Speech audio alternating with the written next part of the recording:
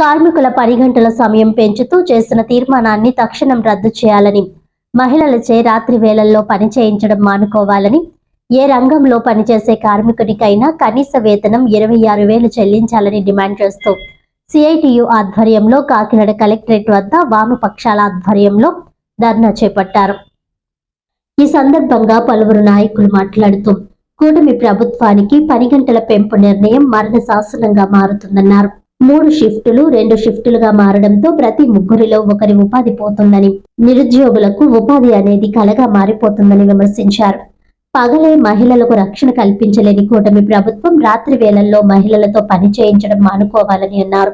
ప్రపంచ ఆరోగ్య సంస్థ, అంతర్జాతీయ కార్మిక సంస్థ సంయుక్త సర్వేలో అధిక 10 గంటల వల్ల 30% కార్మికుల్లో హృద్రోగ మరణాలు పెరుగుతున్నాయని, సుదీర్ఘ 10 గంటల వల్ల కార్మికుల మానసిక సమస్యలు పెరుగుతున్నాయని అన్నారు. తక్షణం రాష్ట్ర ప్రభుత్వ నిర్ణయాన్ని రద్దు చేయకపోతే కార్మికులు, ఉద్యోగుల పోరాటాలకు సిద్ధపడాలని పిలుపునిచ్చారు. ఈ శిబిరానికి ఐసీసీటీయు రాష్ట్ర కన్వీనర్ గొడుగు సత్యనారాయణ, రైతు కూలీ సంఘం నాయకులు వల్లూరి రాజుబాబు, లిబరేషన్ నాయకులు నాగేశ్వరరావు, సిపిఎం జిల్లా కార్యదర్శి కరణం ప్రసాద్, పౌర సంక్షేమ సంఘం నాయకులు దోసర్లపూడి రమణరాజు, యూటీఎఫ్ జిల్లా ప్రధాన కార్యదర్శి నగేష్, ఐఎన్టీయూసీ జిల్లా అధ్యక్షులు తాళూరి రాజులు మద్దతు తెలిపారు. ఈ కార్యక్రమంలో పోస్టల్ ఎంప్లాయీస్ యూనియన్ నాయకులు సూర్యారావు, సహకార ఉద్యోగుల సంఘం నాయకులు కోలంక రాజు, సిఐటియు జిల్లా ప్రధాన కార్యదర్శి చెక్కల రాజ్ కుమార్, కోశాధికారి మలకారమణ, తారపురెడ్డి క్రాంతి, పలివెల వీరబాబు, జిల్లా వర్కింగ్ కమిటీ సభ్యులు Medisetti Venkataramana, AP medical representative union రాష్ట్ర ప్రధాన కార్యదర్శి చివకుల వెంకట్రావు, రాష్ట్ర కోశాధికారి దుంపల ప్రసాద్, జిల్లా అధ్యక్షులు స్వామి తదితరులు పాల్గొన్నారు. 8 గంటల పని విధానం కొనసాగించాలని రాష్ట్ర ప్రభుత్వం నూతనంగా తీసుకొచ్చిన 13 గంటల పని విధానం అనే దాన్ని రద్దు చేయాలని రాష్ట్ర ప్రభుత్వం దీన్ని రద్దు చేయాలి. రద్దు చేయకపోతే రాష్ట్ర ప్రభుత్వాన్ని రద్దు చేసే పని మేము ప్రజలందరి చేత చేయిస్తాం. ఆయన రద్దు అయిపోవాలో, ఈ విధానం రద్దు అవ్వాలో చంద్రబాబు నాయుడు తెలుసుకోవాలని చెప్పి కోరుతున్నాం. 8 గంటల పని విధానం అనేటువంటిది రాష్ట్రం వాళ్ళు కోరుతున్నాం కాదు, ప్రపంచం అంతటా ఉన్నదే. పైగా 8 గంటల పని విధానం కోసం చెప్పి ఒక పెద్ద సమ్మె 1886లో చికాగోలో జరిగింది. కానీ గర్వకారణమైనటువంటి విషయం ఏంటంటే ఈ ప్రపంచంలో తొలిసారి 8 గంటల పని విధానం కోసం సమ్మె చేసిన వాళ్ళు భారతీయులు. అది 1862లో హౌరా రైల్వే కార్మికులు సమ్మె చేశారు. ఆ సమ్మె ఆ రోజు విజయవంతం కాలేదు, కానీ చరిత్రలో భద్రంగా నమోదై ఉన్నది. అందువల్ల మేము చెప్పదలుచుకుంటారంటే ఈరోజు తీసుకొచ్చిన విధానాన్ని మీరు రద్దు చేయండి. మీరు రద్దు చేయకపోతే మీ ప్రభుత్వాన్ని రద్దు చేసే పనంతా మేము చేస్తామని చెప్పి చంద్రబాబు నాయుడు గారు తెలియజేస్తున్నారు. కూటమి ప్రభుత్వం మహిళలకి నైట్ షిఫ్ట్లు అలాగే 10 గంటలు పెంచుతూ అసెంబ్లీలో చేసిన తీర్మానాన్ని వెంటనే రద్దు చేయాలి. అంటే కార్మిక వర్గం అంతా 100 సంవత్సరాల క్రితమే 8 గంటల పని దినాన్ని తీసుకుని వస్తే ఈరోజు ఆ 8 గంటల పని దినాన్ని మానేసి 13 గంటల పని దినాన్ని అమలు చేయడం చాలా దారుణం. ఈ కూటమి ప్రభుత్వం, తెలుగుదేశం, జనసేన ఈ ప్రభుత్వాలన్నీ కూడా పెట్టుబడిదారులకి ఊడుగం చేస్తూ ప్రజల్ని బ్రతకనివ్వకుండా చేస్తూ ఉన్నారు. ఇప్పటికే మహిళలు ఆక్వా రంగాల్లోని, షాపింగ్ మాల్స్లోని 12 గంటలు చేస్తూ కుటుంబానికి దూరం అయ్యారు. ఇప్పటికే ఓ పక్కన మద్యం అలాగే గంజాయి కూడా ఈ రోజుల్లో విరివిగా దొరుకుతున్న సమయంలో మహిళలు కూడా ఆ కొద్ది సమయం కూడా ఇంట్లో లేకుండా కుటుంబాలను విచ్ఛిన్నకరంగా చేసే ఈ ప్రభుత్వంగా మిగిలిపోతుందని ఈ సందర్భంగా హెచ్చరిక చేస్తా ఉన్నా. ఏది ఏమైనా 10 గంటలు రద్దు చేసేంత వరకు కూడా ఈ పోరాటాన్ని కార్మికులంతా ఉధృతం చేస్తామని ప్రభుత్వానికి హెచ్చరిక చేస్తా ఉన్నాం. అనేక ఉద్యమాలు చేసి 8 గంటల పని దినంగా సాధించుకున్నటువంటి కార్మిక హక్కుని భంగపరిచే విధంగా తెలుగుదేశం ప్రభుత్వం, మరి సుదీర్ఘమైనటువంటి అనుభవం కలిగినటువంటి నారా చంద్రబాబు నాయుడు గారు కూటమి తెరను అడ్డుపెట్టుకుని కార్మికులపై ఉక్కుపాదం మోపేటువంటి విధంగా 10 గంటలు పెంచడం చాలా దారుణమైనటువంటి దురదృష్టకరమైనటువంటి విషయం. ఇప్పటికే వాళ్ళు ఇస్తున్నటువంటి చాలినటువంటి జీతాలతోటి అన్ని ప్రభుత్వ రంగాలలోనూ కూడా కాంట్రాక్ట్ కానీ అవుట్సోర్సింగ్ కానీ మొత్తం అందరి సిబ్బంది కూడా నానా రకాల అగచాట్లు పడుతూ ఉన్నారు. వీళ్ళకి ప్రభుత్వ పథకాలు లేవు.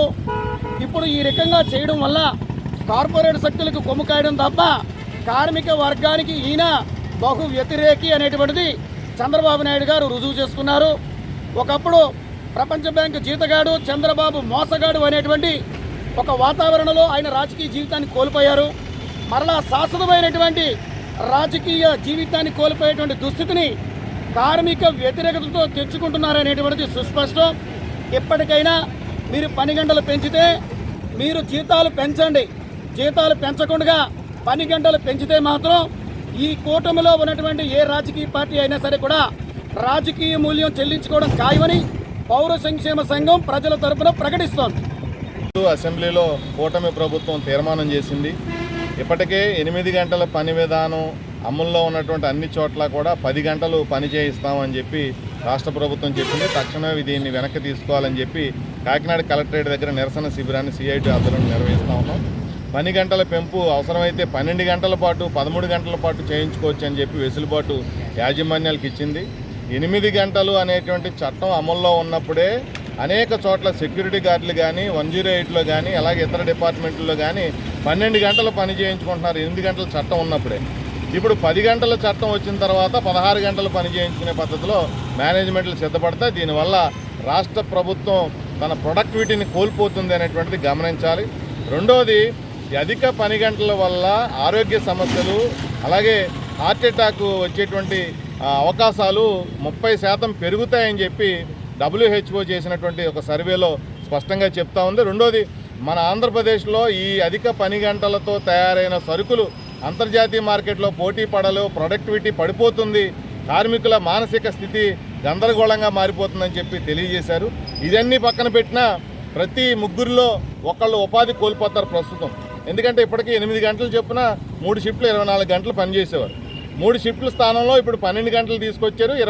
2 మాత్రమే పనిచేస్తారు. అంటే ముగ్గురులో ఒకళ్ళు ఉపాధి కోల్పోయేటువంటి పరిస్థితి ఉంటుంది. లక్షల మంది విద్యార్థులు ఉపాధి కోసం కాలేజీ పట్టాలు పట్టుకుని వచ్చిన వాళ్ళకి అసలు ఉద్యోగాలే దొరికే పరిస్థితి లేదు. అంటే నిరుద్యోగం ఈ ఆంధ్రప్రదేశ్ రాష్ట్రంలో ఈ నిర్ణయం వల్ల తాండవించబోతుంది అనేటువంటిది మనం గమనించాలి.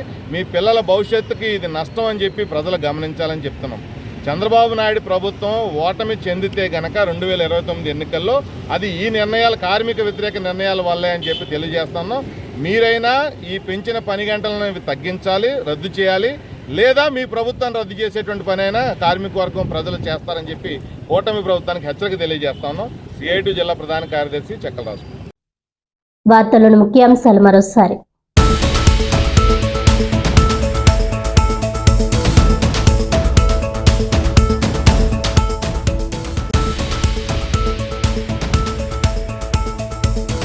కాకినాడ కలెక్టరేట్ వద్ద వామపక్షాల ఆధ్వర్యంలో ధర్నా.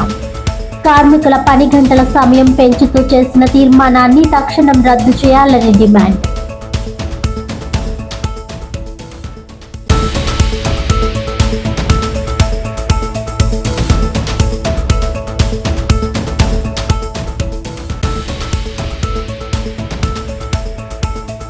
కాకినాడ జిల్లా ఉప్పాడలో 2వ రోజు కొనసాగిన మత్స్యకారుల ఆందోళన. మత్స్యకారుల సమస్యలపై చర్చించి డిప్యూటీ సీఎం పవన్ కళ్యాణ్ సందేశాన్ని చదివి వినిపించిన జిల్లా కలెక్టర్ షాన్మోహన్. విజయదశమి తరువాత మత్స్యకారులతో ప్రత్యేకంగా చర్చించి సమస్యలు పరిష్కరిస్తామని ప్రకటన విడుదల చేసిన డిప్యూటీ సీఎం పవన్ కళ్యాణ్.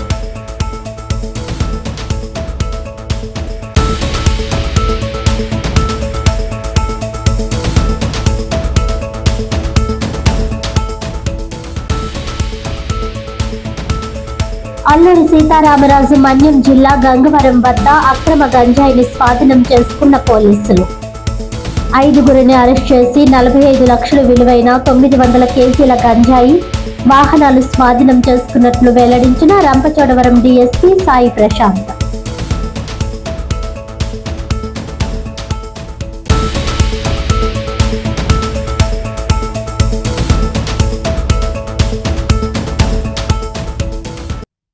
ఈనాటి వార్తలు ఇంతటితో సమాప్తం. తిరిగి వచ్చే బులెటిన్లో మళ్ళీ కలుద్దాం. అంతవరకు సెలవు. నమస్కారం.